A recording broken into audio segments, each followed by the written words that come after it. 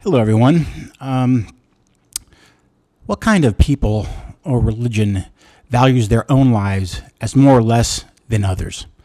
I was reading something from that douchebag leader of Hamas, and he said he wants to negotiate the remaining 136 hostages, 119 men and 17 women hostages, that are in Gaza and trade for 7,000 Palestinian prisoners in Israeli jails. 7,000. And that's pretty much the starting point, I would guess. So let's say Israel offered a swap for 1,000 prisoners or 2,000 prisoners. Are you telling me this asshole wouldn't do a trade of 136 for 2,000? Well, unfortunately, the answer is no chance. None. Hamas doesn't value human life, ours, his, and obviously not his own citizens. What a leader. 136 hostages for, let's say, 1,000, 2,000, whatever it may be. Nope, those numbers are not non-starters. So, he tells the world with his actions. 7,000 jailed Palestinians for 136 hostages. This is your hero, you idiots. What's the difference anyway? It just adds 7,000 more human shields to their inventory. This is the biggest point that needs to be understood. Hamas, like most terrorist organizations, devalues life, everyone's life. And that's why Hamas doesn't give a shit about going into Israel and committing those atrocities. Those same atrocities that they will do everything they can to bring to the United States, Europe, wherever.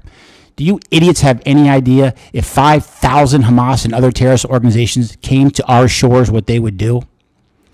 If those terrorists could get their hands on any one of those protesters, oh gosh, scary to think about. But if their plans to take over Gaza and the West Bank is successful, we're next. I'm not kidding.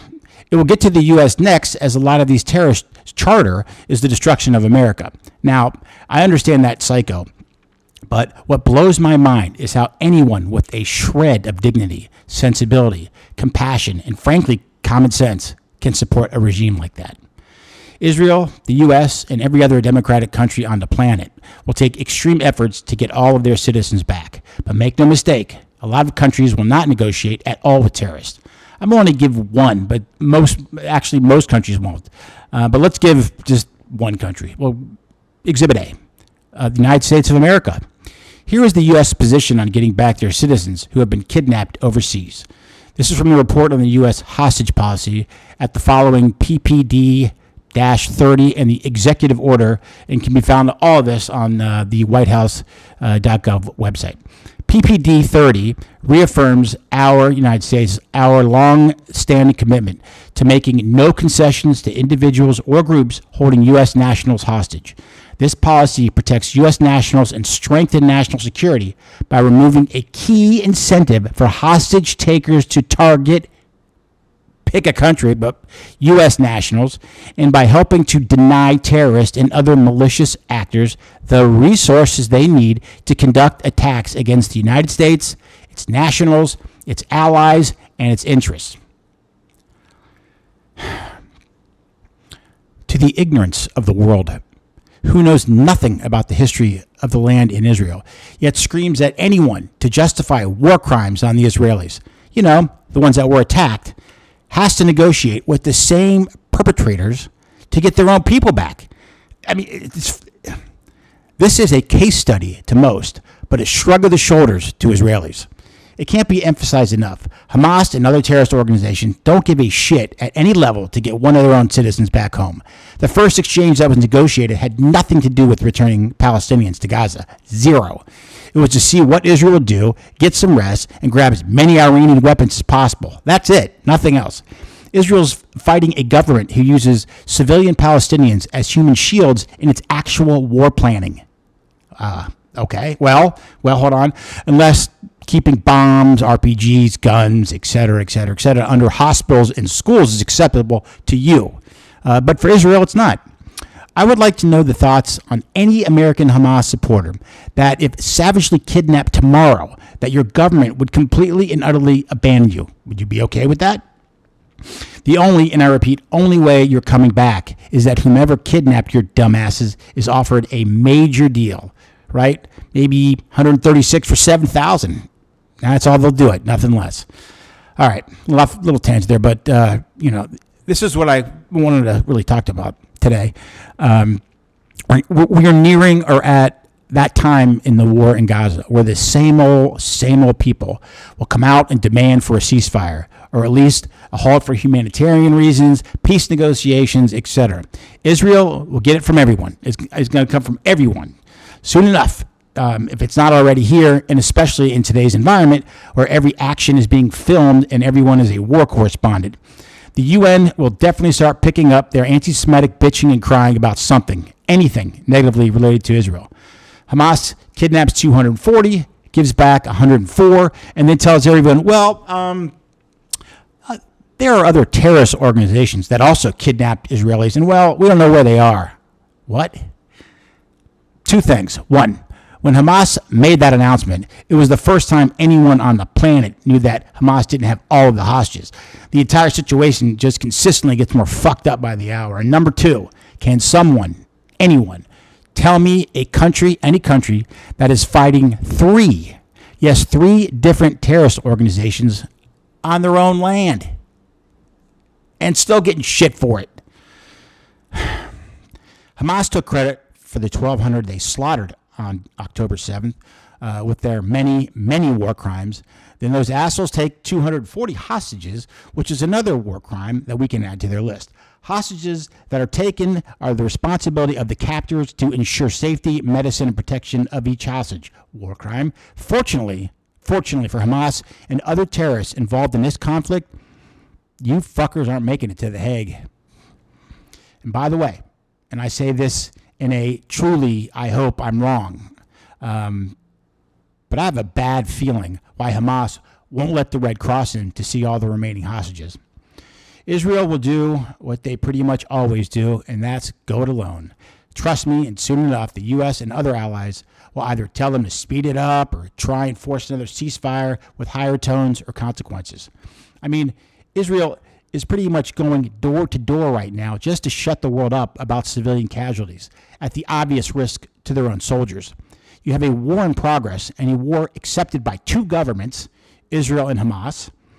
Yet one of those governments uses innocent civilians as human shields that runs to the press. They were so gullible, naive Israeli haters can point to their laptop and say, "See? I told you. Look at all those civilians Israel is killing." Do you guys know how many innocent civilians have been murdered in Arab countries in, let's say, the last 10 years?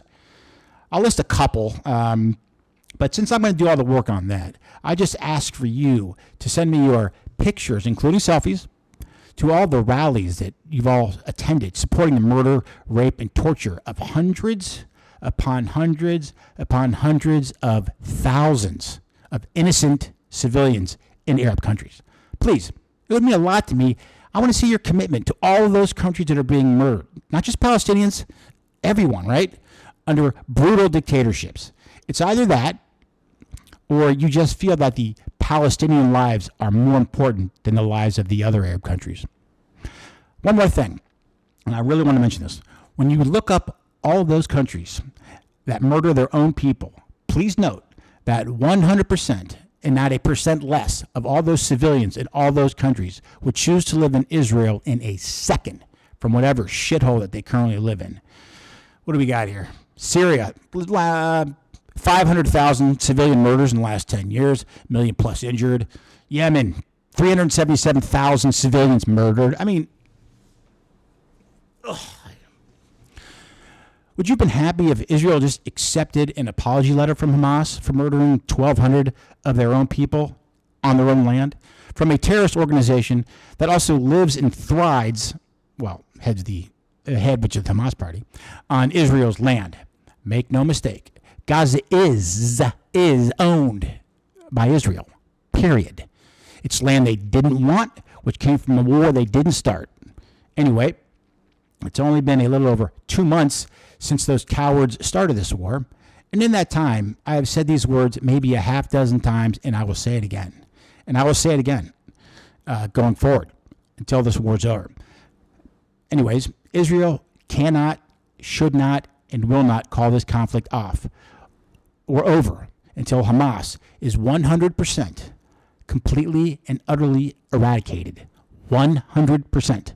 Hamas will never, ever be allowed to regroup. They can never, ever have another representation in Gaza. They can never say the word Hamas in any language, including sign language, in Gaza. It is a dead organization in the country of Israel and all her citizens. And any person involved with Hamas in its leadership position that is not killed in Gaza will be hunted and dealt with accordingly, which means killed. You cowardly motherfuckers, where are you going to hide? There's only two countries that may take you in. Iran, but I highly doubt it. They don't want the publicity. And North Korea. And North Korea can easily be paid off. How about Ismail, I like to call him where you going pussy, Haniyeh, the leader of Hamas. Ismail, how about doing something that most of the world would see as a crazy idea, and I think would stop the war today, and you, yes you, could save the lives of the rest of the Palestinians in Gaza. You ready, Ismail? Haniyeh? Why don't you have all of your psycho fanatics lay down their arms all at once immediately? As humanitarian buses come back into Gaza to be offloaded, you simply place each Hamas member back onto the trucks and ship them the fuck out of Gaza. You'd be a hero, buddy. Turn yourself in or not, doesn't matter, as you and your cronies are dead anyway. But you could be the martyr that you've always wanted to be, or you could be just another dictator that takes most of your constituents' money and resources and has others to do the murdering that you won't do. Thank you.